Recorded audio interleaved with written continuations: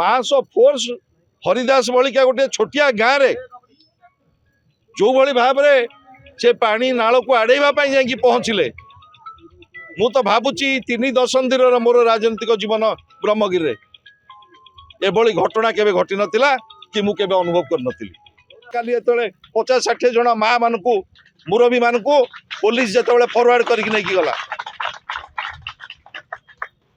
ये अत्यंत हृदय विदारक एवं ब्रह्मगिरी आईन श्रृंखला परिस्थिति विपर्जय आईन श्रृंखला परिस्थिति एवं प्रशासन जो राजनैतिक चाप जो चापरे आज प्रशासन चापी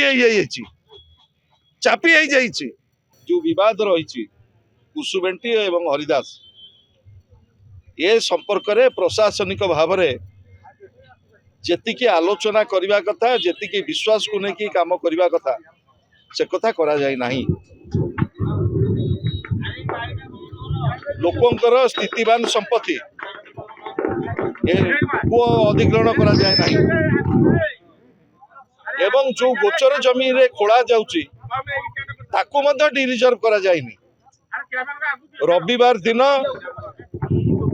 ब्रह्मगिरी तहसीलदार प्रोक्लामेशन करिसेंती प्रोक्लामेशन करिवा परे जहा जहा व्यवस्था रही सरकारी स्तर रे डेंगुरा हब लटका जारी हब लोक मानू जन दि कौन कथा न करी 500 फोर्स हरिदास बलिका गोटे छोटिया गाँव रे जो भली भाव से पानी नाल को आड़ेवा जाकि पहुँचले मु तो भावुची 3 दशंधि मोर राजनीतिक जीवन ब्रह्मगिरी एभली घटना केवे घटी नथिला कि मु केवे अनुभव कर नथिली। किछि गणमाध्यम जो भली भाव कथा को भूल बाटर नौचंती इतिहास कालखंड रे ये गोटे कलंकित इतिहास की रहिला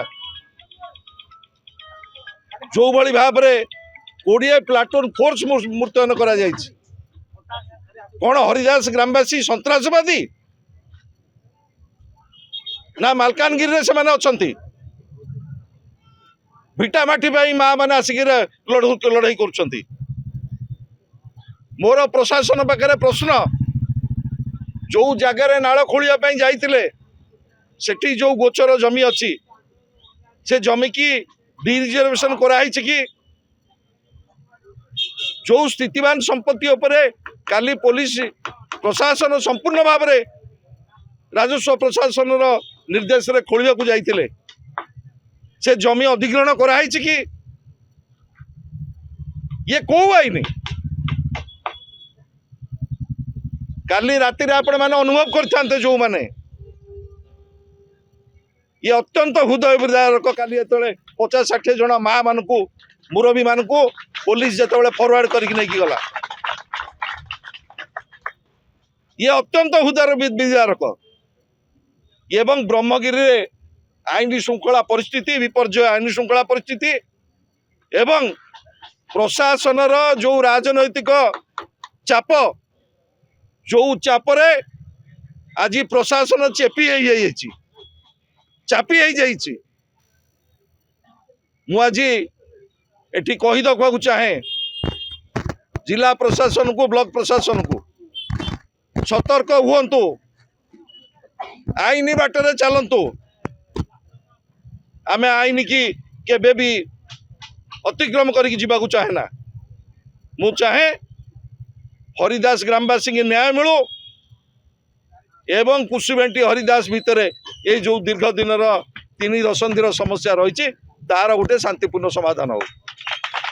देखु गतकाली जहाँ घटना अच्छी तार से तो आम 163 BNSS धारा से तहसीलदार प्रोमोट करते तार जहाँ बीटिंग ऑफ ड्रम्स हवा कथा जहाँ नोटिस गाँव में दबा कथा नोटिस से नेले 107 दिखाई से 107 से आग्रह करें से नोटिस नेले कि एफआईआर कले से मूलर से गाँव लोक प्रशासन को सदाबले असहयोग कर सत्वे भी पुलिस बहुत रेस्ट्रेंट सहित जी आमर जो बंध जो थिला जोटा को बंध पकईकि अन्याय भाव रखी ସେଇଟାକୁ ଆମର ମୁଖ୍ୟ ପ୍ରଶାସନର ଉଦ୍ଦେଶ୍ୟ ଥିଲା ତାକୁ କଟାଯାଉ।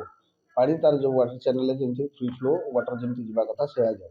ସେଇଟା ସେ ଗୋଟିଏ ଲକ୍ଷ୍ୟ ନେଇକି ଆମେ ଯାହା ବି ପ୍ରିପାରେସନ୍ କରିଥିଲୁ, ଆମେ ଗ୍ରାଉଣ୍ଡ ରିପୋର୍ଟ ଆଣିକିରି ଇଣ୍ଟେଲିଜେନ୍ସ କଲେକ୍ସନ୍ କରିକି ସେ ଅନୁଯାୟୀରେ ଆମ ଅଥରିଟି ଆମକୁ ଇନଷ୍ଟ୍ରକ୍ସନ୍ ଦେଇଥିଲେ ଯେ ଆମେ ମାତ୍ରାଧିକ କାର୍ଯ୍ୟ କରିବୁ ନାହିଁ, ଯାହା ଆଇନ ଅନୁଯାୟୀ ଯେତିକି ହେବା କଥା କରାଯିବ।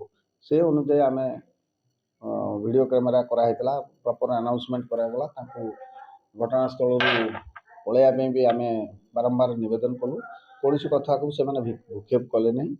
ଆଉ ଏ ଘଟଣା ସମ୍ପର୍କରେ ତାପରେ ବାଧ୍ୟ ହୋଇ ଯାହା ଆମର ଆଇନଗତ ପଦକ୍ଷେପ ଆମେ ତାକୁ କଲୁ, ଆରେଷ୍ଟ କଲୁ। ଆମକୁ ସେମାନେ କାଦୁଅ ଫୋପାଡ଼ିଲେ, ମାରଧର କଲେ। ଆମର 7-8 ଜଣ ପୋଲିସ କର୍ମଚାରୀ ସାମାନ୍ୟ ଆହତ ବି ହୋଇଛନ୍ତି। ତା ସତ୍ତ୍ୱେ ବି ଆମେ କୌଣସି ମାତ୍ରାଧିକ କାମ କରୁନୁ, ନା ସେଠି କୌଣସି ପ୍ରକାର